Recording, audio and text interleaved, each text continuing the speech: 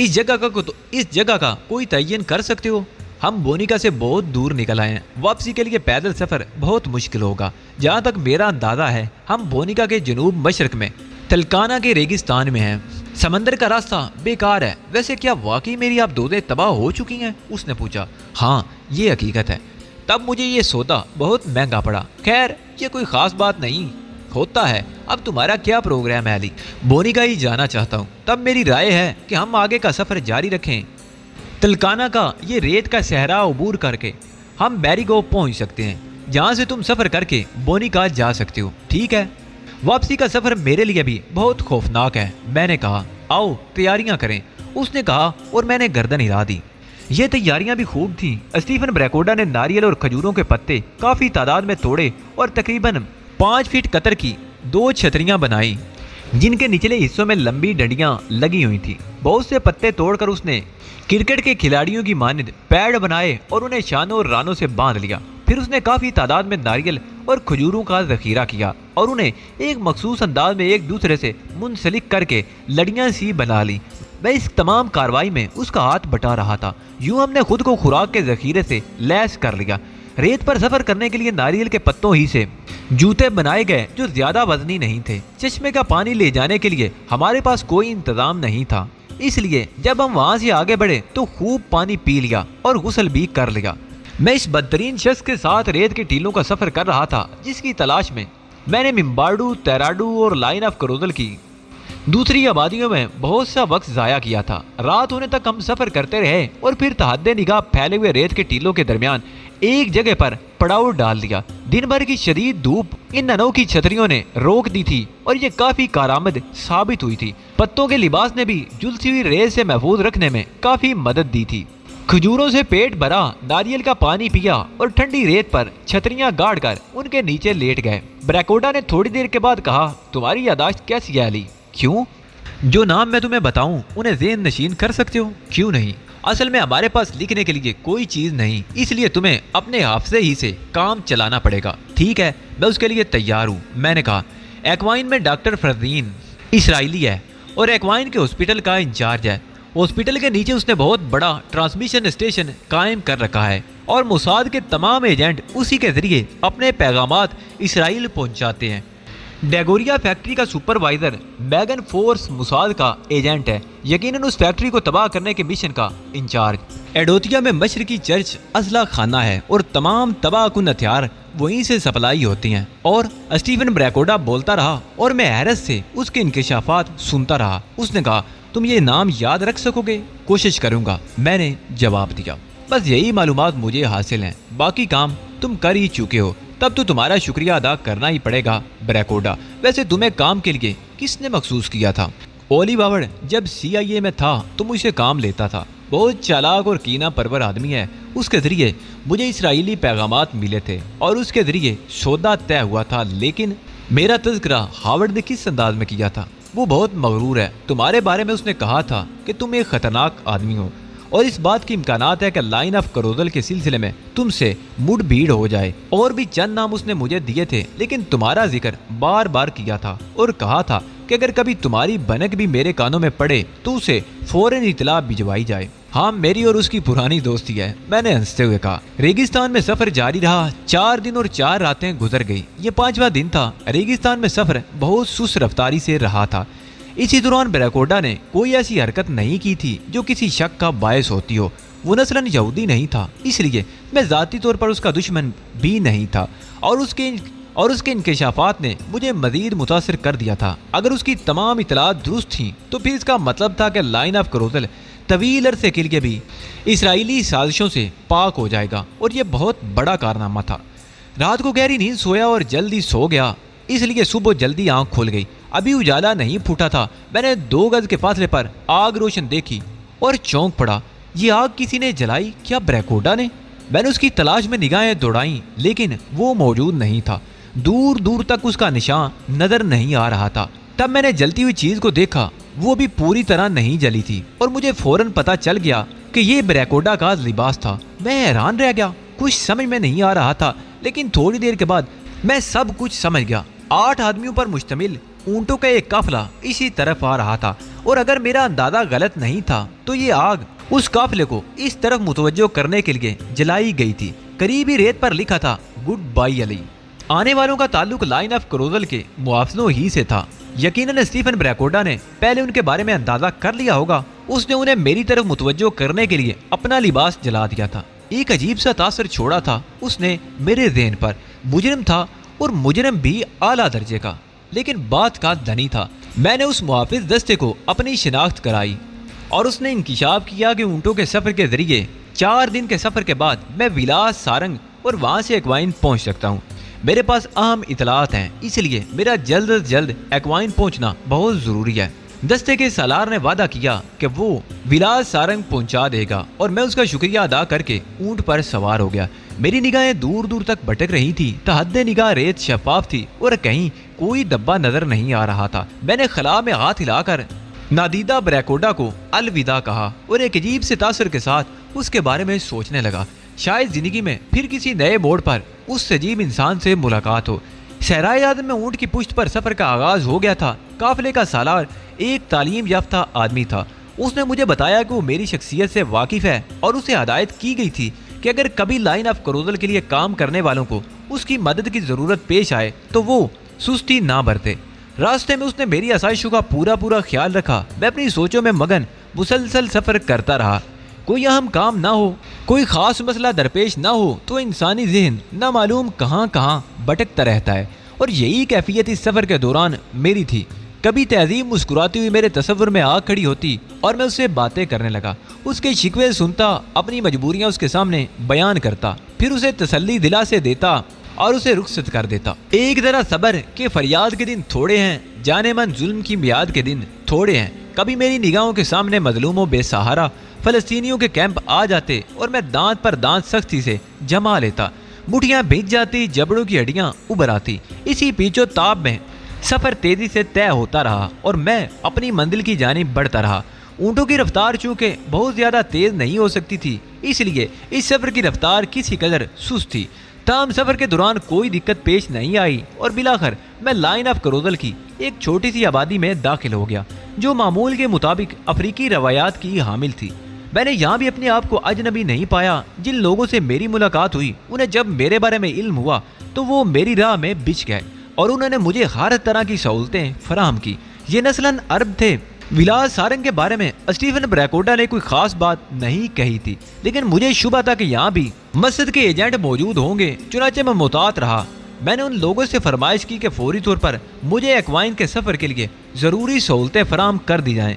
मेरी इस ख्वाहिश की तकमील कर दी गई। बेहतरीन साख्त की नई लैंड रोवर मुहैया कर दी गई और उसके साथ ही एक ड्राइवर भी। सफ़र के खतरात के पेश नज़र लैंड रोवर में मशीन गनें नस्ब कर दी गई थी और हमें ज़रूरत का वो तमाम असला मुहैया कर दिया गया था जो किसी भी मौके पर काम आ सकता था। इन तैयारियों के बाद मैं विलास सारंग से एक्वाइन की जानिब रवाना हो गया। उस रास्ते में भी मुख्तलिफ ख्यालात ने मेरा पीछा नहीं छोड़ा था। मसूद तला और आयशा जहन में आ रहे थे। पता नहीं बोनिका से उन लोगों की क्या रिपोर्ट होगी। जाहिर है मेरी गुमशुदगी और प्रोफेसर वगैरह के लिए तशवीशनाक होगी और उन्होंने उसकी इतला यहाँ दी होगी। बहरहाल बोनिका का मामला ख़त्म हो गया था और मेरे पास ऐसी मालूमात थी जो लाइन ऑफ क्रोजल के लिए बेहद कारआमद थी। एक्वाइन तक जाते हुए कोई दिक्कत पेश नहीं आई। रास्ते में भी किसी से मुलाकात नहीं हुई और फिर मैं एक्वाइन में दाखिल हो गया। लैंड रोवर जिस वक्त एक्वाइन पहुंची रात के 11 बजे थे। चेक पोस्ट पर हमारी शिनाख्त की गई और फौरन ही हमें अंदर दाखिल होने दिया गया। मैंने लैंड रोवर के ड्राइवर से मसूद तला की रिहायशगाह की तरफ चलने के लिए कहा था। चुनाचे थोड़ी देर के बाद मैं तारीकी में डूबी हुई उस इमारत तक पहुंच गया जहां मसूद तला और आयशा रिहायश पजीर थे। दरवाजे पर ही मालूम हो गया कि आयशा और मसूद तला एक्वाइन में मौजूद हैं। वो अपनी ख्वाबगाह में जा चुके थे, लेकिन मैं यहाँ अजनबी नहीं था। चुनाचे फौरन ही उन्हें इतला दी गई और थोड़ी देर के बाद मसूद तला शबे ख्वाबी के लिबास में आंखें मलता हुआ दौड़ता हुआ उस जगह पहुँच गया जहाँ मैं मौजूद था और फिर फौरन ही मुझसे लिपट गया। अली, अली ये तुम ही हो? यकीन दिला दो कि ये तुम ही हो। मुझे यकीन नहीं आ रहा, उसने कहा और मैं मुस्कुराने लगा। टटोल कर देख लो मुझे, मेरा ख्याल है तुम्हें यकीन कर ही लेना चाहिए। ओह अली, तुम भी अनोखे इंसान हो, न जाने क्या क्या शोबदे दिखाते हो। दर हकीकत अब तुम्हारी शख्सियत हमारे लिए इतनी पुरस्कार हो गई है कि बाद औक़ात तो हम ये सोचने लगते हैं कि तुम्हें रूहानी कुव्वतें हासिल हैं। उसी वक्त आयशा भी अंदर दाखिल होगी। उसकी चाल में अब जरा भी लड़खड़ाहट बाकी नहीं रह गई थी और उसने लकड़ी की टांग से चलने की पूरी मशक कर ली थी। उसके अल्फाज भी मसूद तला से मुख्तलिफ नहीं थे।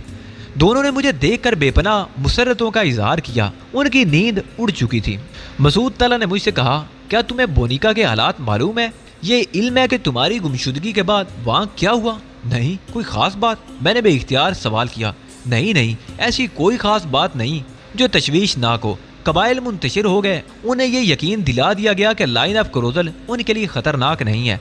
प्रोफेसर जोनाथन और वुड ने मुकम्मल रिपोर्ट भिजवा दी है और वो अभी तक वहीं मौजूद हैं। तुम्हारी तलाश जोरों शोर से जारी है, बस इसके सिवा और कोई खास बात नहीं। तुमने तो मुझे खौफजदा कर दिया था मसूद। बैर तौर देख लो, मैं वापस आ ही गया हूँ। अली, अव्वल तो नींद से उठ के आया हूँ, दोम तुम्हारी अचानक आमद ने बुखला दिया है। आयशा, मेरा ख्याल है उम्दा किस्म की काफ़ी मसूद तला को पुरसुकून करने में मुआवन साबित हो सकती है। मैंने कहा, मैं अभी लाई। आयशा ने कहा और उठकर कमरे से बाहर निकल गई। मसूद तला मुसलसल सहर ज़दा निगाहों से मुझे देख रहा था। फिर उसने कहा, गोया उन लोगों को ये इतला नहीं मिल सकी कि तुम बखैरियत हो और एक्वाइन वापस आ गए हो। कोई बात नहीं, काफ़ी आ जाने दो। उसके बाद तुम्हारा जहन खुद ब खुद तुम्हें इन तमाम सवालात के जवाब दे देगा। मैंने मुस्कुराते हुए कहा, अली, यकीनन तुम नाकाबिले तस्खीर हो। स्टीफन ब्रैकओडा का क्या हुआ और क्या ये इतला भी मैं ही दूसरे लोगों को पहुंचाऊंगा अली कि तुम वापस आ गए हो, या औरों को भी इतला मिल चुकी है? नहीं, ये जिम्मेदारी भी तुम्हारे इस सुपुर्द है और इसके अलावा कुछ और जिम्मेदारियां भी हैं। खुश नसीबी समझूंगा मैं उसे अपनी। लेकिन स्टीफन ब्रैकओडा के बारे में तुमने नहीं बताया अली कि उसका क्या रहा। ये बात तुम्हें मालूम हो चुकी है कि मैं स्टीफन ब्रैकओडा के पीछे गया था। हाँ, प्रोफेसर जोनाथन की रिपोर्ट मौसूल हो चुकी है और उन्होंने हर बात तफसील से लिखी है। वो खुद भी तुम्हारे लिए बेहद परेशान है। 3-4 बार यहाँ से राब्ता कायम करके ये पूछ चुके हैं कि तुम्हारे बारे में कोई इतला मिली या नहीं। वैसे प्रोफेसर जोनाथन की आखिरी रिपोर्ट यही है कि वहाँ के मामूलात मुकम्मल हो चुके हैं। कबीलों को पूरी तरह इत्मीनान दिला दिया गया है कि लाइन ऑफ क्रोजल से उनका कोई झगड़ा नहीं और उन्हें इस बात पर यकीन आ गया है क्योंकि उनसे उनके देवता ने कहा है। वो बुत उसी तरह रहने दिया गया है। लेकिन प्रोफेसर जोनाथन का ख्याल है कि वो बोनिका के लोगों को आखिरी पैगाम देकर बुत को तबाह कर देंगे ताकि कोई और इससे फायदा ना उठा सके। हमारे जहाज वहाँ मौजूद हैं और वही उन लोगों को वापस लेकर आएंगे। अब उनके रास्ते में कोई रुकावट नहीं। तुम्हारे लिए परेशान है। उन तक इतला पहुँचाने का जरिया क्या है मसूद? मैंने सवाल किया। मुख्तलिफ जराए से पैगामात भिजवाए जाते हैं, उसका इंतजाम भी प्रोफेसर जोनाथन ने किया है। तो फिर सबसे पहले तुम प्रोफेसर जोनाथन और बुड को ये इतला भिजवा दो कि मैं वापस पहुँच चुका हूँ ताकि मेरे सिलसिले में उनकी परेशानी खत्म हो जाए। ठीक है, ये इंतजाम फौरन कर लिया जाएगा। इसके अलावा और कुछ?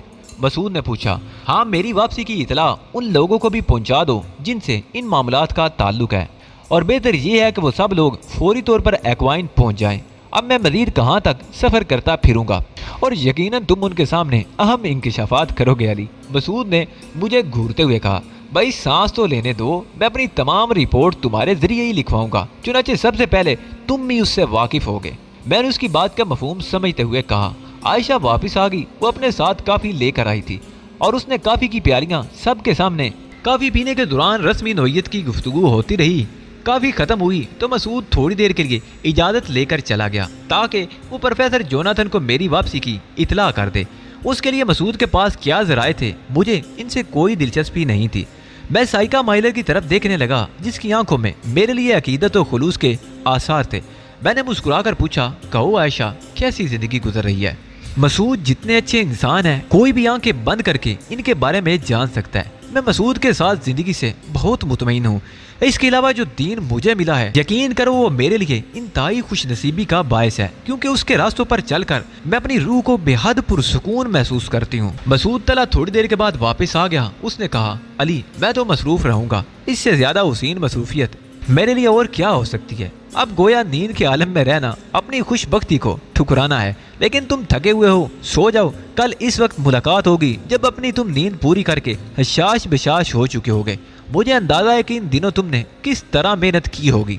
शुक्रिया मसूद, मैं वाकई सोना चाहता हूँ। आयशा, तुम अली के आराम के लिए बंदोबस्त कर दो। आप अपने काम में मसरूफ हो जाएं मिस्टर मसूद। अली के लिए मुझे आपकी हदायत की ज़रूरत नहीं, आयशा ने कहा और मसूद मुस्कुराता हुआ चला गया। उसके बाद मुझे एक पुरसुकून ख्वाबगाह फराहम कर दी गई और मैं मसहरी पर लेटकर नींद की आगोश में पहुंच गया। सोचने को तो बहुत कुछ, लेकिन ज़हन को सुकून देना भी ज़रूरी था। दिन को तकरीबन 10:30 बजे आँख खुली। नाश्ता लिए इंतज़ार में थी। मसूद हस्बे मामूल मसरूफ़ था। नाश्ते की मेज़ पर आयशा ने बताया कि मसूद कई काम निपटा चुका है, लेकिन अभी कुछ मसरूफियात बाकी हैं। शाम को तकरीबन 7:30 बजे मसूद थका हारा वापस आया और मुस्कुराता हुआ मेरे सामने बैठ गया। मैंने तहलका मचा दिया है, वो पुरजोश लहजे में बोला।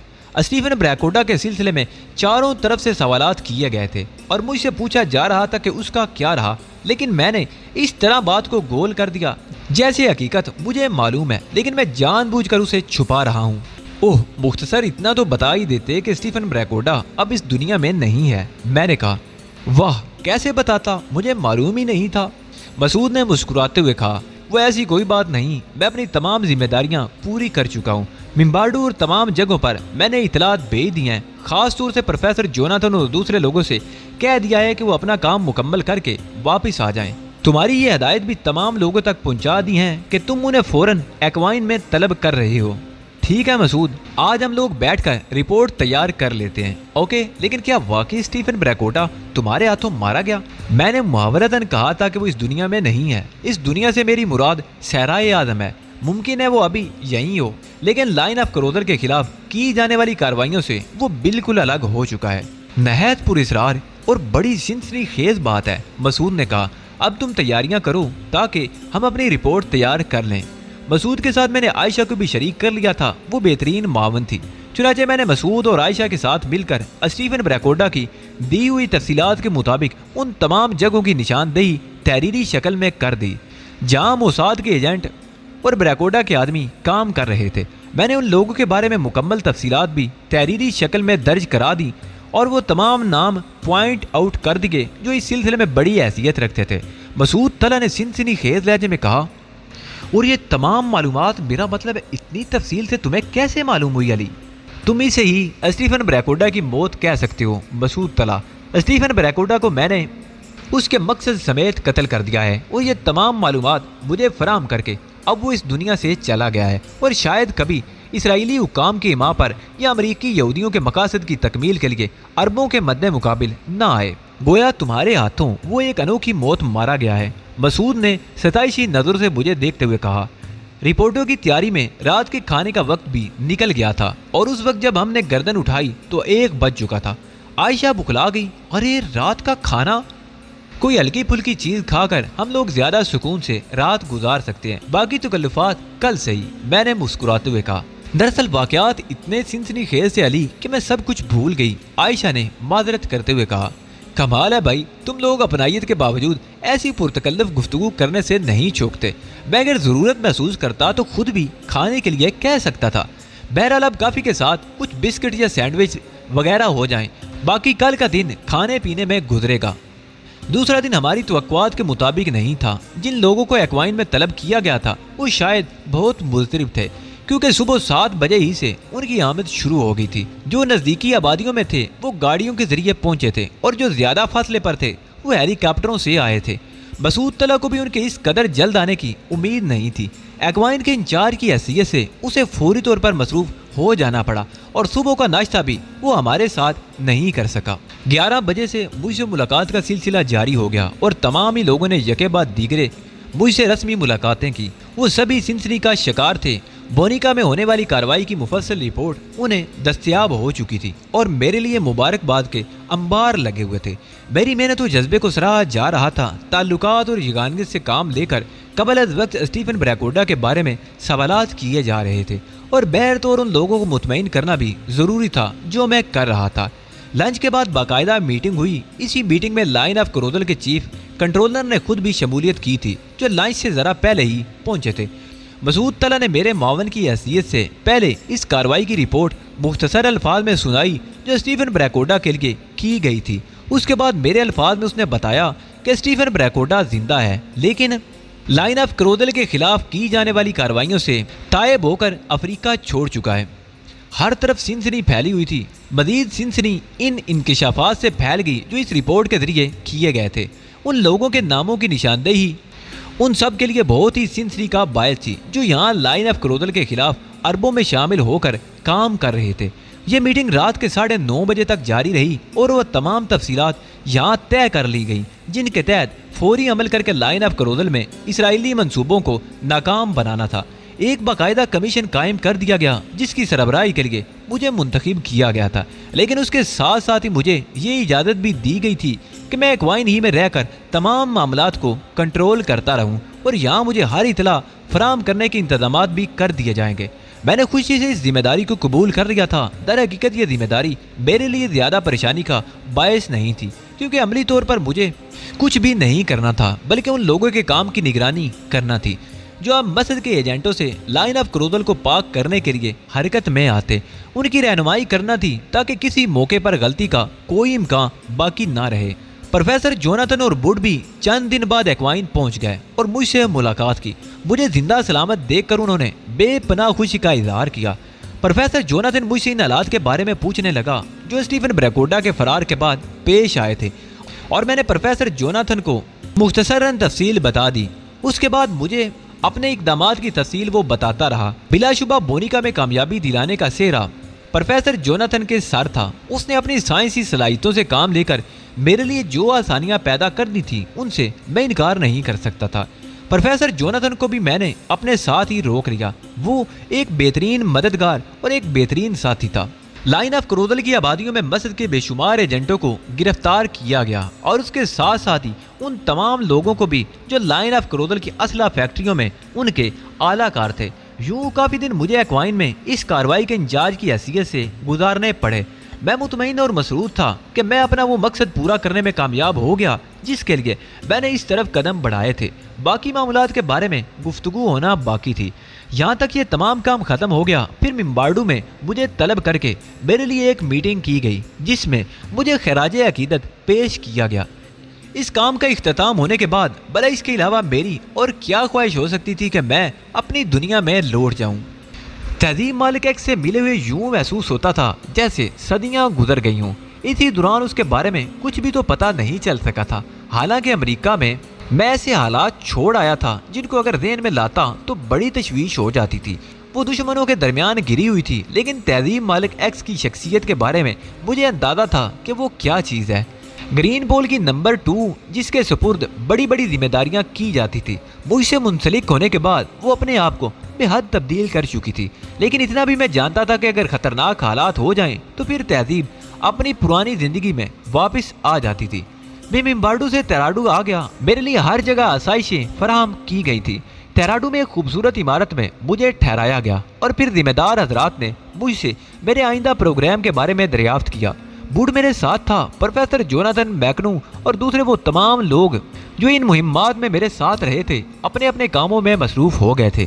प्रोफेसर जोनाथन से मैं मिम्बार्डू ही में जुदा हो गया था और मुझसे रुखसत होते हुए प्रोफेसर जोनाथन ने कहा था कि ज़िंदगी रही तो मैं तुमसे दोबारा मिलने का ख्वाहिशमंद रहूँगा। फ़लस्तीनी मकासद के लिए काम करते हुए यकीनन वो मौके ज़रूर आएंगे जब हम तुम कहीं भी यकजा हो सकते हैं। मैंने भी प्रोफेसर जोनाथन से उनकी इस रफाकत का तज़किरा करते हुए कहा था। एक हैरत अंगेज़ इंसान की हैसियत से मैं उन्हें याद रखूँगा। अलबत्ता बूढ़ जान को अटक गया था। उसकी शख्सियत ज़रा ऐसी ही थी। वो बेहद आरज़दा हो गया और कहने लगा, मिस्टर अली, ये समझ लीजिए कि आपने अगर मुझे छोड़ दिया तो फिर मैं फ़लस्तीनी मफादात के लिए काम नहीं करूँगा। मैं सर फिरा आदमी हूँ। दुनिया की कोई भी कुव्वत मुझे मेरी मर्जी के खिलाफ काम पर आमादा नहीं कर सकती। अपनी मर्जी से जीता रहा हूँ। आपको अपने बारे में तमाम ही तफसील बता दी है। आइंदा भी अपनी ख्वाहिश ही से जीना चाहता हूँ। आपने अपनी ज़िंदगी फ़लस्तीनियों के लिए वक्फ कर दी है। अगर बुढ़ के बारे में भी यही चाहते हैं कि वो फ़लस्तीन के लिए बरसरे पैकार रहे तो मुझे आपका साथ दरकार है। ठीक है बुढ़, जैसे तुम्हारी मर्जी, लेकिन अगर किसी वक्त तुम अपने इस फैसले पर शर्मिंदगी या उलझन महसूस करो तो एक अच्छे दोस्त की मानिंद मुझे बता देना। मैं खुशी से तुम्हें अपना साथ छोड़ने की इजाज़त दे दूंगा। तुम सिर्फ खुशी से अपने साथ रहने की इजाज़त दे दो चीफ, बाकी जिम्मेदारी मेरी अपनी है, बुढ़ ने कहा। और फिर वो मेरे साथ मिम्बार्डू से तेराडू आ गया। तुम सिर्फ खुशी से अपने साथ रहने की इजाज़त दे दो चीफ, बाकी जिम्मेदारी मेरी अपनी है, बुढ़ ने कहा। और फिर वो मेरे साथ मिम्बार्डू से तेराडू आ गया। तेराडू में मैंने अपनी इस ख्वाहिश का इजहार कर दिया कि मैं अमेरिका वापस जाना चाहता हूँ। मुझसे चंद दिन की मोहलत ले ली गई थी और कहा गया था कि फौरी तौर पर मेरी वापसी के लिए किसी त्यारे का बंदोबस्त किया जा रहा है। मैं जानता था कि अमेरिका के लिए खुसूसी फ्लाइट हुआ करती थी और आमतौर से जहाज़ों का आना जाना नहीं था। चुनाचे मैं इंतज़ार करता रहा। मसूद तला और आयशा चंद रोज के बाद तैराडू आ गए। मसूद तला ने कहा, ये आपकी साइका माइलर जो है ना, इसका दिल अब एक्वाइन में नहीं लग रहा। इसकी ख्वाहिश है कि ये भी कुछ अरसे के लिए बैरूनी दुनिया की सैर करे। तो क्या ये मुमकिन नहीं हो सकता मिस्टर अली कि मैं और साइका आपके साथ ही चलें? भाई तुम्हें अपना मेहमान बनाकर मुझे तो खुशी होगी, मैंने मुस्कुराते हुए कहा। एक बात का आप यकीन करें कि हम लोग आपके और तहजीब मालिक एक्स के लिए किसी परेशानी का सबब नहीं बनेंगे। नहीं नहीं, ऐसी कोई बात नहीं, मैंने हंसते हुए कहा। तकरीबन 20 दिन यहाँ क्याम करना पड़ा और फिर मुझे इतला दे दी गई कि एक त्यारा खुसूसी तौर पर मेरे लिए चार्टर्ड कर दिया गया है जो मुझे न्यूयॉर्क ले जाएगा। मैंने अपनी तैयारियां मुकम्मल की। आखिरी रात मेरे एजाज में एक पार्टी दी गई जिसमें एक बार मुझे खराजे अकीदत पेश किया गया और इस बात का एतराफ़ किया गया कि लाइन ऑफ क्रूज़ल के लिए मेरी खिदमात नाकाबिले फरामोश हैं। त्यारा बोइंग था और उसमें चंद दीगर अफराद भी मेरे साथ सफ़र करने वाले थे। साइका माइलर यानी आयशा और मसूद तला भी मेरे साथ थे। बुड भी था। बाकी लोग अजनबी थे, लेकिन बहर तौर उन्हें भी मेरे साथ सफ़र करना था। त्यारे ने रनवे छोड़ दिया और फिजा में बुलंद हो गया। मैं ज़हनी सुकून चाहता था, लेकिन ज़हन को सुकून कहाँ मिलता है। तन्हाई ख्यालात के लिए ज़हन के दरवाजे खोल देती है। तहजीब मालिक एक्स का हुसैन चेहरा मेरी निगाहों में गर्दिश कर रहा था और मैं सोच रहा था कि मेरी इस कामयाब वापसी पर तहजीब का रद्द अमल क्या होगा। कभी कभी दिल में कुछ ऐसे ख्यालात भी आ जाते थे जो परेशान करते थे।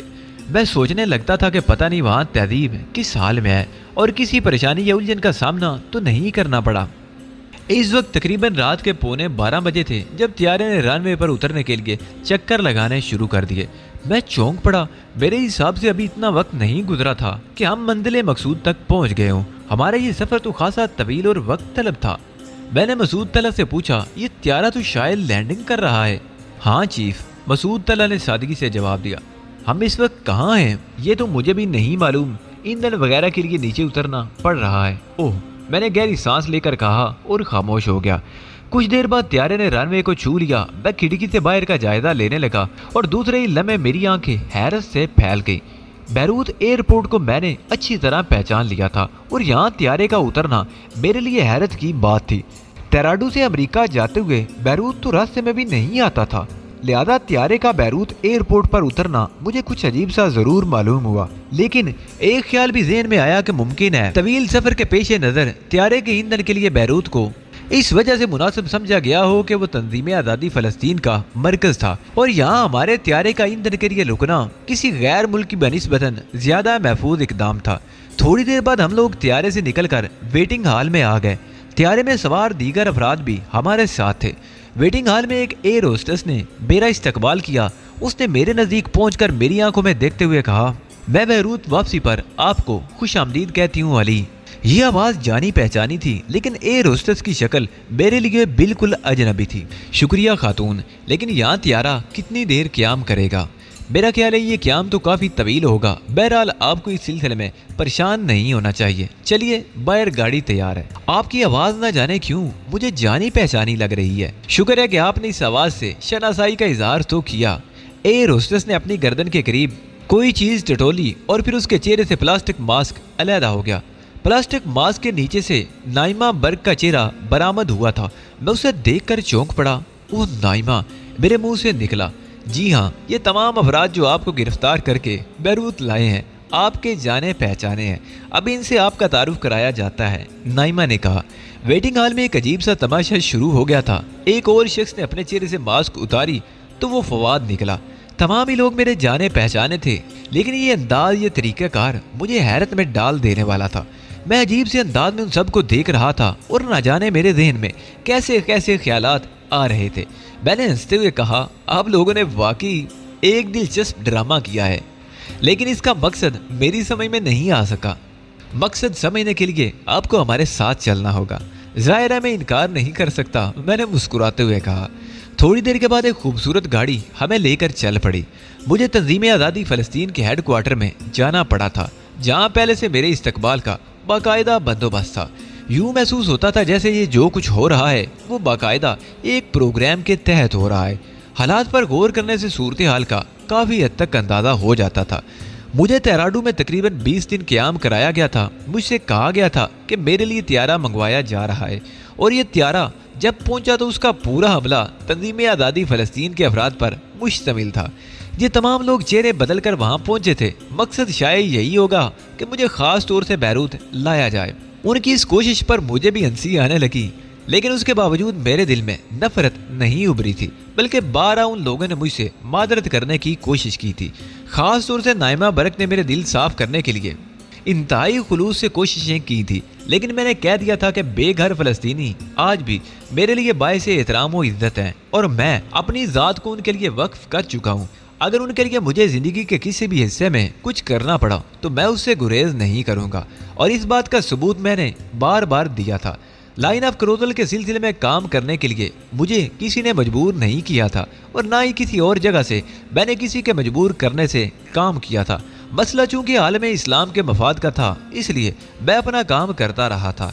तंजीम आज़ादी फ़लस्तीन के हेड क्वार्टर में जिन शख्सियतों ने मुझसे मुलाकात की थी वो बहुत ही अजीम और काबिल एहतराम थी और मेरे दिल में उनकी इज्जत भी थी। मुझे इंतहाई खुलूस के साथ खुश आमदीद कहा गया। वो तमाम लोग मेरे गिरद जमा थे जिनसे मेरा ताल्लुक रह चुका था।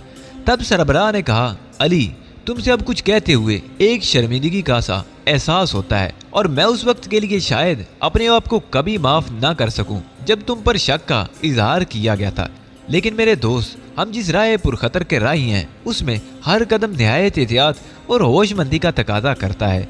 ओली बाबर ने एक जाल बिछाया था तुम्हारे खिलाफ और बदकिस्मती से हमारे चंद साथी उस जाल में फंस गए। तुम पर शक किया गया और उसके बाद तुम ही से बददिल हो गए, लेकिन दर हकीकत ये हमारे लिए एक बहुत बड़ा नुकसान था जो तुम्हारी जुदाई की शक्ल में हमें बर्दाश्त करना पड़ा।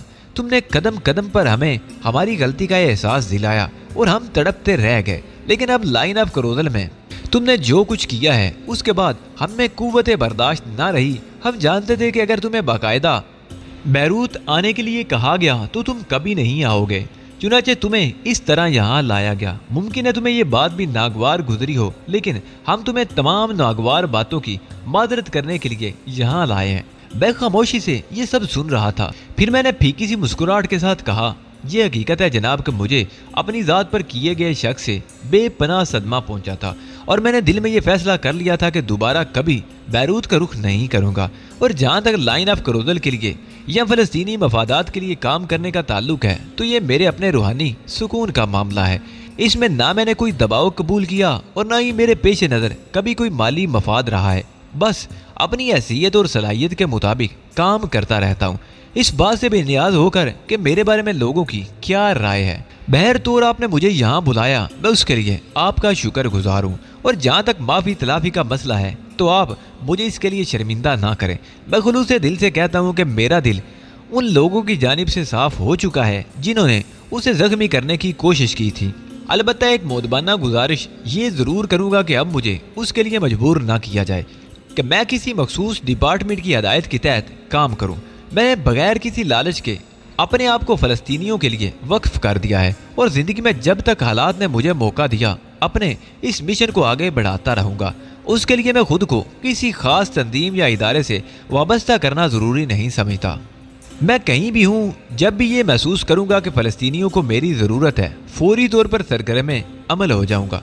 नहीं अली, अब तुम्हें बाकायदा हमारे साथ शामिल होकर काम करना होगा, ये मेरी दिली ख्वाहिश है। उनके लहजे में तहकम के साथ मोहब्बत व अपनायत थी, जैसे कोई बाप अपने सरकश बेटे से मुखातिब हो। चुनाचे अब मेरे लिए मजीद इनकार की गुंजाइश नहीं रह गई थी। चलने में सर झुकाए मैं खामोश रहा। फिर मैंने नरम लहजे में कहा, आपकी ख्वाहिश का एहतराम मुझ पर फ़र्ज है और आपके हुक्म से इनहराफ की मैं जुर्रत नहीं कर सकता। वो आगे बढ़े और मुझे सीने से लगा लिया और फिर बोले, आफरीन है तुम पर अली, मैं तुमसे खुश हूँ। फिलहाल तुम्हारा क़याम भी बैरूत ही में रहेगा। अगर उसके लिए मुझे मजबूर ना किया जाए तो हाँ, इस मौजू पर तुमसे बाद में गुफ्तगू हो जाएगी। वो मेरी पीठ थपकते हुए बोले, मेरी क़यामगाह के लिए एक खूबसूरत इमारत मुंतखब की गई थी। नाइमा बर्क मुझे अपने साथ लेकर चल पड़ी। उसने मुस्कुराते हुए कहा, सॉरी अली, तुम्हें एहसास हो रहा होगा कि हम सब ने तुम्हारे खिलाफ साजिश की है, लेकिन ये तो बताओ आखिर तुम कब तक हमसे जुदा रह सकते थे? तुम्हारे सीने में हमारी मोहब्बत कूट कूट कर भरी हुई है और इसका सबूत तुम हमेशा देते रहे हो। तो क्या तुम्हारे ख्याल में हम इतने ही बेबस थे कि अपनी हमाकतों का अदाला करने की कोशिश भी ना करते? ठीक है नाइमा, जो कुछ हुआ उस पर तबसरा करना बेकार है, लेकिन मोहतरमा मैं ज़्यादा अरसे यहाँ क़याम नहीं करूँगा। मुझे अमेरिका जाने की इजाज़त ज़रूर दी जाए। तुम्हें भला कौन रोक सकता है? वो हंसते हुए बोली। नाइमा मुझे एक शानदार इमारत में ले गई। यहाँ एक खूबसूरत ख्वाबगाह मेरे लिए आरास्ता थी। बुढ़ को एक दूसरी इमारत में भेज दिया गया था और मुझे इस बारे में कोई तफसील नहीं बताई गई थी। ना ही मसूद तला और आयशा की रिहाइशगाह मेरे इल्म में थी। रात का वक्त था और अब मैं कुछ देर आराम करना चाहता था। लिहाजा नाइमा मुझे इजाज़त लेकर रुखसत हो गई और मैं अपनी ख्वाबगाह में मसहरी पर दराज हो गया। ज़हन में बेशुमार ख्यालात थे। तहजीब मालिक एक्स के बारे में सोच रहा था, उन लोगों के बारे में सोच रहा था जो कुछ मुझसे कहा गया था उसके बारे में सोच रहा था, और उन्हीं सोचों में मेरा ज़हन उलझा हुआ था कि दफतन दरवाजे पर हल्की सी दस्तक सुनाई दी। कौन है? आ जाओ, मैंने बुलंद आवाज़ से कहा। दरवाज़ा खुला और कोई दबे कदमों सर झुकाए अंदर दाखिल हुआ। साथ ही एक मानूस सी खुशबू कमरे में फैल गई जिसने मुझे चौंका दिया और मैं उठकर बैठ गया। मैंने आने वाले को देखा और दूसरे ही लम्हे जैसे मेरा ज़हन झिनझिना उठा। मैं हैरत से उसे देखता ही रह गया। फिर मुझे ख्याल आया कि क्या मैं कोई ख्वाब देख रहा हूँ, लेकिन वो ख्वाब नहीं था, एक जिंदा हकीकत थी। कौन? तहजीब मालिक एक्स मेरे सामने मौजूद थी। अपनी इस वक्त की कैफियत को मैं कभी फरामोश नहीं कर सकूंगा। जो कुछ मेरी आंखों ने देखा वो फौरी तौर पर मेरे लिए नाकाबिले यकीन था। मैं आंखों को मसलने लगा। वो दरवाजे से अंदर दाखिल होने के बाद चंद कदम आगे बढ़ आई और यकीनन वो तहजीबी थी। मेरी बसारत मुझे धोखा नहीं दे रही थी। मैं मसहरी से नीचे उतर आया और उसके करीब पहुंच गया। एक ख्याल ज़हन में यह भी आया था कि मुमकिन है इसके चेहरे पर कोई मास्क वगैरह हो। अगर ये कोई मजाक है तो मेरा ख्याल है मेरे साथ इससे ज़्यादा सख्त मजाक और कोई नहीं किया जा सकता। अगर इसे मजाक समझते हो अली तो फिर तुम्हारी मर्जी। आवाज़ तहजीब मालिक एक्स ही की थी, और अगर ये तुम ही हो तो शायद इन लोगों ने अपने पिछले तमाम गुनाह धो डाले हैं। वो ऐसा ऐसा आगे बढ़ी और अपनी पेशानी मेरे सीने से टिका दी। अली, क्या बदन से उठने वाली लहरें एक दूसरे को नहीं पहचान सकती? चेहरों पर तो मास्क लगाए जा सकते हैं, लेकिन हो तहजीब, खुदा की कसम मेरे मुंह से सिर्फ इतना ही निकला। तहजीब के इस तरह मिल जाने की तवक्को नहीं थी। इस वक्त मेरे दिल की सबसे बड़ी आरज़ू यही थी कि मैं अमेरिका पहुंच जाऊं, तहजीब से मुलाकात करूं, लेकिन इन लोगों ने मेरे सिलसिले में अच्छा खासा ड्रामा किया था। बहुत देर तक हम सांसों का संगीत और धड़कनों की सरगोशियां सुनते रहे। फिर मैं तहजीब का हाथ पकड़कर मसहरी तक ले आया और उसे मसहरी पर बिठा दिया।